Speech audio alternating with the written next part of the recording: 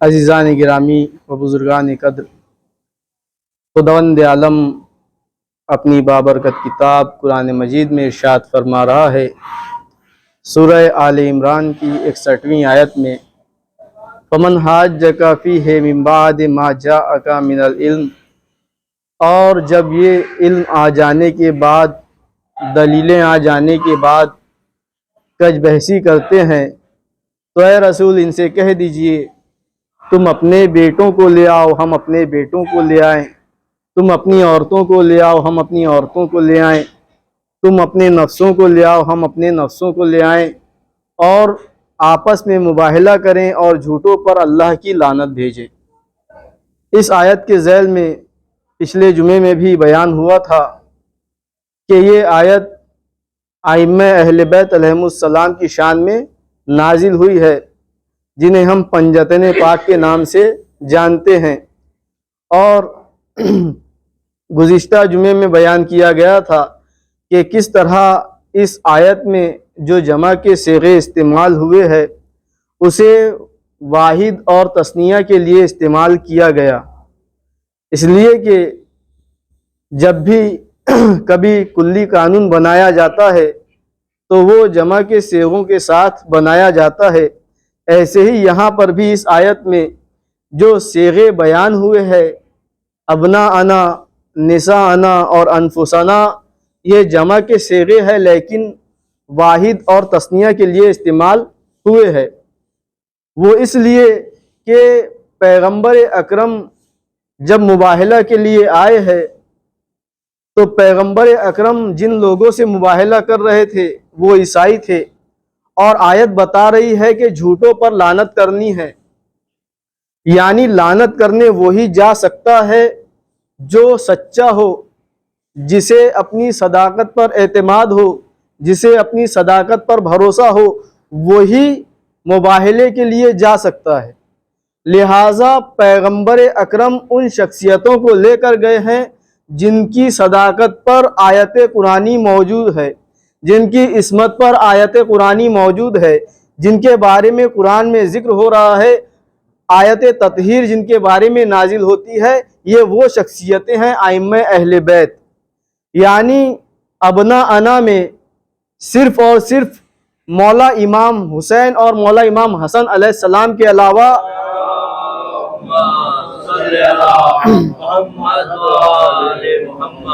کوئی اور دوسری شخصیت بیٹوں میں سچی موجود نہیں تھی۔ اگر اور کوئی بیٹا سچا ہوتا تو رسول اللہ انہیں بھی اپنے ساتھ ابناءنا میں لے کر چلے جاتے، اور نساءنا میں جناب سیدہ کے علاوہ اور کوئی ایسی شخصیت نہیں تھی جنہوں نے پوری زندگی میں جھوٹ نہ بولا ہو یا جھوٹ کا امکان اس شخصیت میں نہ پایا جاتا ہو، لہٰذا نساءنا میں جناب سیدہ کو لے کر گئے، اور انفسنا میں چونکہ اس وقت مولائے کائنات کے علاوہ، اس وقت اہل بیت میں معصومین میں مولائے کائنات کے علاوہ نفس رسول کوئی موجود نہیں تھا، لہٰذا انفسنا میں مولائے کائنات کو لے کر گئے۔ اگر اور کوئی موجود ہوتا تو لہٰذا انہیں بھی لے کر جاتے۔ جیسے جب کلی قانون بنایا جاتا ہے اور اس کے مصداق اگر ایک بھی موجود ہو تو اس پر صادق آتے ہیں، اس پر پورے آتے ہیں، لہٰذا یہاں پر بھی ایسے ہی ہے، لفظ جمع کے بتائے گئے ہیں لیکن شخصیتیں واحد اور تثنیہ موجود ہے۔ صلوات پڑھیں محمد و آل محمد۔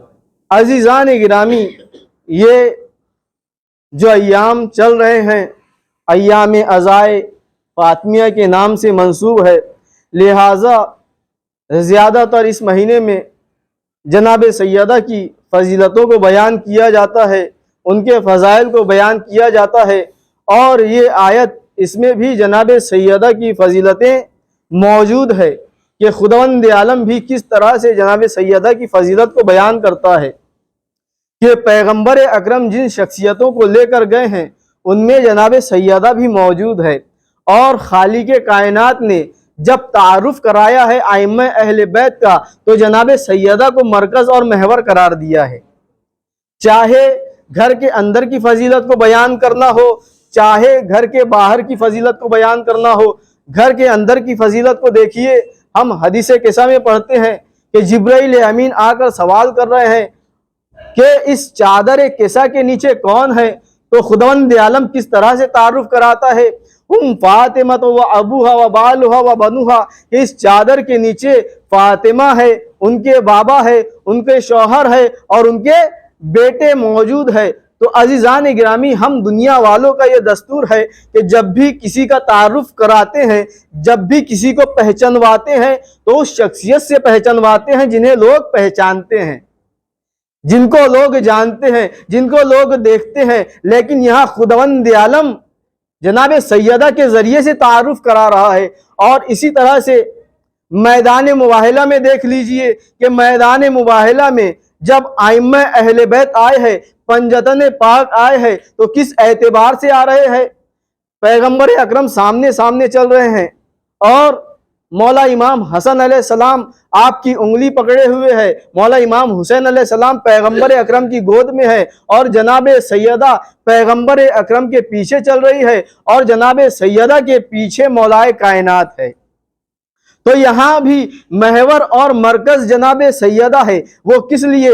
اس لیے کہ یہ جو عیسائی نجران سے آئے تھے بحث و مباحثے کے لیے، تو پیغمبر اکرم سے بحث ہو رہی تھی، مباحثہ ہو رہا تھا، تو ان چاروں شخصیتوں کو جو یہ دیکھ رہے تھے، ہر روز دیکھ رہے تھے، مولائے کائنات پر نظر جا رہی تھی، حسنین پر نظر جا رہی تھی، پیغمبر اکرم پر نظر جا رہی تھی، تو یہ چاروں شخصیتیں موجود تھی۔ تب یہ اعتراف نہیں کیا کہ ہم ایسی شخصیتیں دیکھ رہے ہیں کہ یہ پہاڑ سے کہہ دے تو پہاڑ اپنی جگہ سے ہٹ جائے، نہیں، تب اعتراف نہیں کیا۔ کب اعتراف کر رہے ہیں؟ جب مباہلہ کے میدان میں جناب سیدہ کے ساتھ جناب سیدہ عصمت کے پردے میں اہل بیت کے سائے میں آئی ہے، تب جا کر یہ عیسائی اعتراف کر رہے ہیں کہ ہم آج ایسی شخصیتوں کو دیکھ رہے ہیں کہ اگر یہ پہاڑ سے کہہ دے تو پہاڑ اپنی جگہ سے ہٹ جائے۔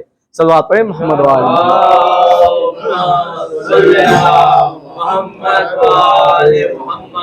تو عزیزان گرامی، شخصیتیں تو وہی ہے، لیکن چار شخصیتیں تھی۔ لیکن جب جناب سیدہ آئی ہے تو خداوند عالم نے سیدہ کی عظمت کو بتایا کہ جب ان کا نور زمین سے آسمان تک ان عیسائیوں نے دیکھا تو ائمہ اہل بیت کی افضلیت کا اعتراف کر لیا۔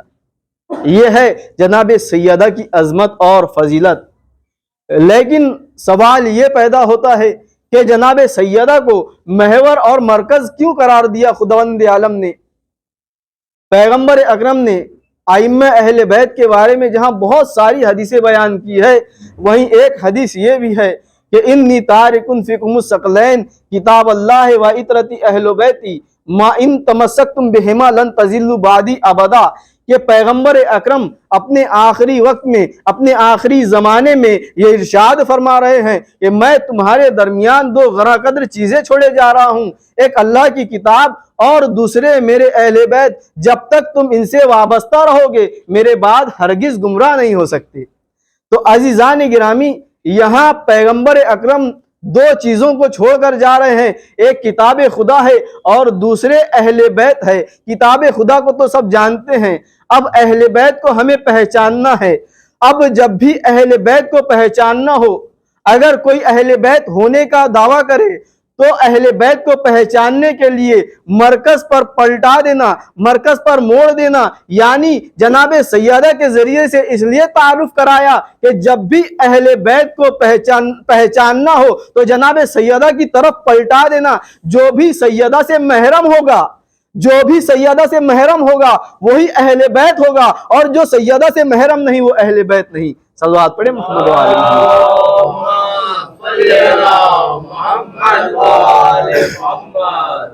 یہ ہے عظمت جناب سیدہ، لہٰذا جناب سیدہ کو محور اور مرکز قرار دیا ہے۔ تو عزیزان گرامی، ہم آیت میں پڑھتے ہیں اطیعوا اللہ و اطیعوا الرسول و اولی الامر منکم، اللہ کی اطاعت کرو، رسول کی اطاعت کرو اور صاحبان امر کی اطاعت کرو۔ تو اللہ کی اطاعت واجب ہے، رسول کی اطاعت واجب ہے، اسی طرح سے صاحبان امر کی اطاعت بھی واجب ہے۔ صاحبان امر یعنی کیا؟ صاحبان امر وہ جن کا حکم ہر شے پر چلتا ہو، جو ہر شے پر اپنا حکم چلاتے ہو، جو اگر کسی شے کو حکم دے دے تو وہ انکار نہ کرے، وہ ہوتے ہیں اولی الامر۔ تو عزیزان گرامی، ہم وہ ہے جو چیز ہوتی ہے، جو ہوتے ہوئے ہم دیکھتے ہیں وہ کہتے ہیں، لیکن ائمہ اہل بیت وہ شخصیتیں ہیں یہ جو کہہ دیتے ہیں وہ ہو جاتا ہے۔ اب ایک مرتبہ حسنین ہے، امام حسن امام حسین علیہ السلام ہیں، مادر گرامی کے پاس آتے ہیں، کہتے ہیں اماں جان سارے بچے عید کی تیاریاں کر رہے ہیں، نئے نئے کپڑے خرید رہے ہیں، ہمارا بھی دل چاہتا ہے کہ ہم بھی نئے کپڑے پہنے۔ اب جناب سیدہ کہتی ہیں اے میرے بچوں پریشان کیوں ہوتے ہو، تمہارے کپڑے درزی لے کر آ رہا ہے۔ اب یہ الفاظ جناب سیدہ صدیقہ طاہرہ کی زبان پر جاری ہوئے، وہاں خداوند عالم نے فوراً فرشتے کو حکم دیا، رضوان جنت کو حکم دیا کہ جاؤ در سیدہ پر اور جنت کے لباس لے کر جاؤ، اور خبردار در سیدہ پر جا کر یہ نہ کہنا کہ ہم جنت کے فرشتے ہیں، ہم رضوان جنت ہے، بلکہ جا کر یہی کہنا کہ ہم حسنین کے درزی ہیں۔ تو عزیزان گرامی، بس صدیقہ طاہرہ کے زبان سے جو الفاظ جاری ہوئے، خالق کائنات نے ویسا ہی واقعہ، ویسی ہی چیز عالم خارج میں بیان کر دی، یعنی فرشتہ در سیدہ پر آتا ہے اور دق الباب کرتا ہے، آواز دیتا ہے، تو جناب فضہ آ کر دروازہ کھولتی ہے، کہتی ہے کون ہے؟ آواز آتی ہے ہم حسنین کے درزی ہیں اور لباس لے کر آئے ہیں۔ تو عزیزان گرامی، یہ ہے سیدہ کی فضیلت، یعنی یہ جو کہہ دیتی ہے وہ ہو جاتا ہے، یہ ہے صدیقہ طاہرہ، یہ ہے صدیقہ، یعنی یہ جو کہہ دے وہ ہو جاتا ہے۔ اب ذہنوں میں سوال یہ ہے کہ انہوں نے کہہ دیا اور یہ ہو گیا، جنت کے لباس آ گئے، یہ کیسے ممکن ہے؟ کیا ہر کسی کے لیے جنت کے لباس لا لینا، منگوا لینا ممکن ہے؟ کیا یہ ہو سکتا ہے؟ تو عزیزان گرامی، ایک مثال سے واضح کرتا ہوں، ہم اپنے گھر میں ایک مہمان خانہ بھی بناتے ہیں کہ جب مہمان آئے تو اس مہمان کو رہنے کے لیے کوئی جگہ تو ہو، تو اس کے لیے گیسٹ ہاؤس بنایا جاتا ہے، مہمان خانہ بنایا جاتا ہے۔ تو جب ہمارے گھر میں مہمان آیا، ہم نے مہمان خانے میں اسے رکا دیا، وہ 10-12 دن تک رکا رہا، اور ہم نے ساری چیزیں اس مہمان کے لیے مہیا کر دیا۔ اب اس مہمان کے لیے اس کمرے میں بستر بھی ہے، ٹاول بھی ہے، پانی بھی ہے، یعنی اس کے تمام ضروریات کی چیزیں وہاں موجود ہے، اور جب تک مہمان اس کمرے میں رہتا ہے ان چیزوں سے فیضیاب ہوتا رہتا ہے، ان چیزوں کو استعمال کرتا رہتا ہے۔ اب جو مہمان ہمارے گھر آیا تھا، جب وہ آخری دن جانے لگا تو اس نے اس روم کے تمام سامان کو سمیٹا اور لے کر جانے لگا۔ اب ہم نے اپنے مہمان کے لیے خادم رکھا تھا کہ کوئی بھی ضرورت ہو تو فوراً اس کے لیے حاضر کر دی جائے۔ اب جب وہ مہمان جانے لگا اور ساری چیزوں کو لے کر جانے لگا تو خادم نے کہا جناب یہ جو ساری چیزیں یہاں موجود ہے یہ مہمانوں کے استعمال کے لیے ہے، لے جانے کے لیے نہیں ہے۔ تو معلوم ہوا جو مہمان ہوتے ہیں وہ چیزوں کو استعمال کر سکتے ہیں لیکن لے کر نہیں جا سکتے۔ لیکن اب ہم گئے کسی دوسری جگہ، کہیں تفریح کے لیے گئے، سیر کے لیے گئے، ہمیں کسی چیز کی ضرورت محسوس ہوئی، ہم نے فوراً اپنے خادم کو فون کیا اور کہا کہ مجھے فلاں چیز کی ضرورت ہے یہ لے آؤ، فلاں چیز کی ضرورت ہے یہ لے آؤ۔ اب فوراً وہ خادم نے سنا اور حکم کی تعمیل کرتے ہوئے جو روم میں چیزیں رکھی ہوئی تھی فوراً ہمارے لیے لے آیا۔ اب وجہ کیا ہے؟ جو چیزیں مہمانوں کے لیے رکھی گئی تھی وہ میں منگا رہا ہوں، یعنی مالک منگا رہا ہے تو فوراً وہ خادم لے کر پہنچ جاتا ہے۔ وجہ کیا ہے؟ وجہ یہی ہے کہ یہ اس روم کا مالک ہے، اس گھر کا مالک ہے، لہٰذا یہ جب چاہے جہاں چاہے ان چیزوں کو منگوا سکتا ہے۔ بس عزیزان گرامی، یہی مسئلہ تھا کہ جب جناب آدم علیہ السلام جب تک جنت میں رہے، جنت کے لباس کو استعمال کرتے رہے، جنت کی نعمتوں کو استعمال کرتے رہے، اور جب جنت سے زمین پر آئے ہیں تو جنت کی نعمتوں کو چھوڑ کر آنا پڑا، جنت کے لباس کو چھوڑ کر آنا پڑا، اور یہی وجہ تھی کہ یہ ائمہ اہل بیت جنت کے مالک ہے۔ چونکہ یہ مالک جنت ہے، لہٰذا جب بھی یہ کہتے ہیں کسی چیز سے جنت کو لانے کے لیے، وہ فوراً جنت سے آ جاتی ہے۔ صلوات پڑھیں محمد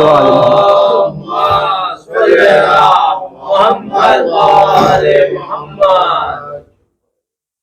تو یہ ہے عظمت جناب سیدہ کہ دنیا کی ہر شے ان کے حکم کی تعمیل کرتی ہے، اس لیے کہ یہ بھی اولی الامر ہے، صاحبان امر ہے، یہ بھی ویسے ہی معصوم ہے جیسے پیغمبر اکرم معصوم ہے۔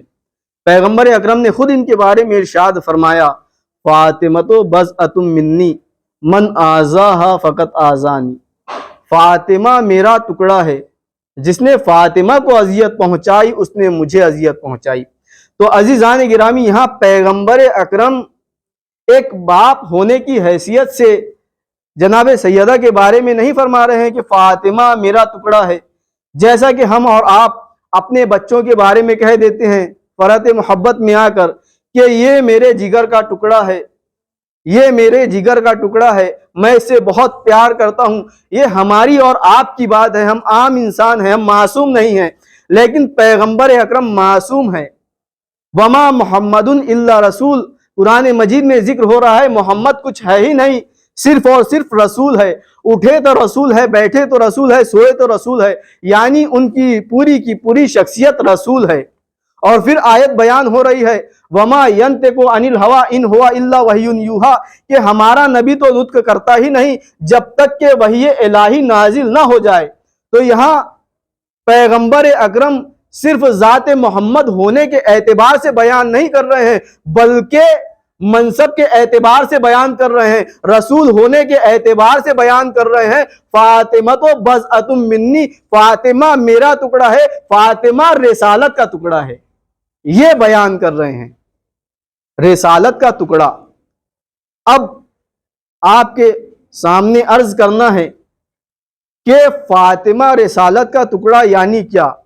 یعنی پیغمبر اکرم ہے کل اور جناب سیدہ ہے جز۔ اب کل اور جز کی ایک بحث ہے کہ کل اور جز میں دو خصوصیتیں ہوتی ہیں۔ پہلی خصوصیت کیا ہے؟ پہلی خصوصیت یہ ہے کہ جیسا ذائقہ کل کا ہوگا ویسا ہی ذائقہ اس کے جز کا ہوگا۔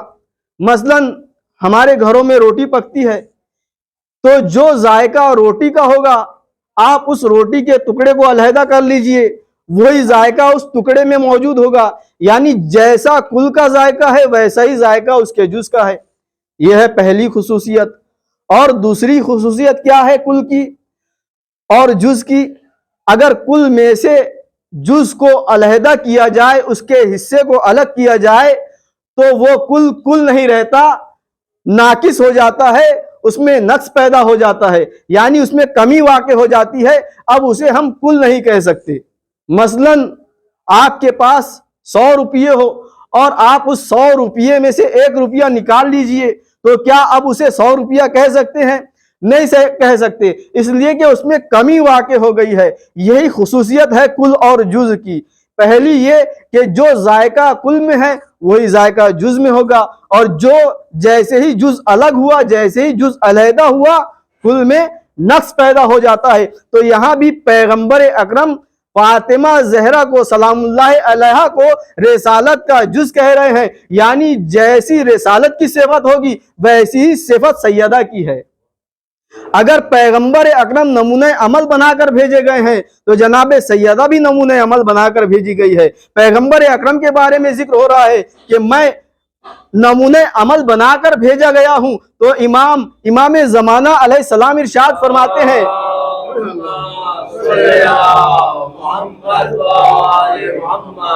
امام زمانہ علیہ السلام ارشاد فرماتے ہیں کہ ہماری جدہ جناب سیدہ ہمارے لیے نمونہ عمل ہے، یعنی وہ ائمہ طاہرین وہ امام جو لوگوں کے لیے نمونہ عمل ہے، ان کے لیے نمونہ عمل جناب سیدہ ہے، یہ ہے جناب سیدہ۔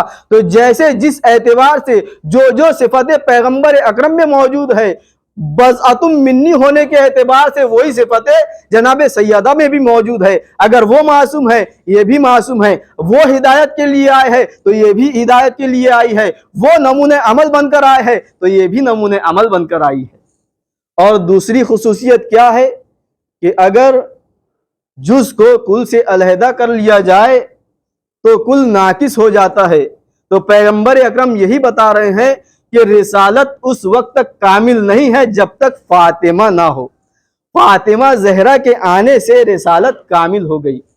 یعنی عزیزان گرامی، دین اسلام کے بارے میں بیان ہوا قرآن مجید میں، الیوم اکملت لکم دینکم واتممت علیکم نعمتی ورضیت لکم الاسلام دینا، کہ ہم آج کے دن دین اسلام سے راضی ہو گئے اور دین اسلام کو مکمل کر دیا۔ تو کس چیز پر دین اسلام مکمل ہوا ہے؟ ولایت مولائے کائنات پر، یعنی غدیر کے میدان میں پیغمبر اکرم نے مولائے کائنات کی ولایت کا اعلان کر کے دین اسلام کے مکمل ہونے کا اعلان کر دیا۔ جیسے ولایت کا درجہ اسلام میں ہے، یعنی اسلام ولایت کے بغیر ہم تصور نہیں کر سکتے، اسلام ولایت کے بغیر مکمل نہیں ہے، ویسے ہی رسالت جناب سیدہ کے بغیر مکمل نہیں ہے۔ صلوات پڑھیں محمد وآلہ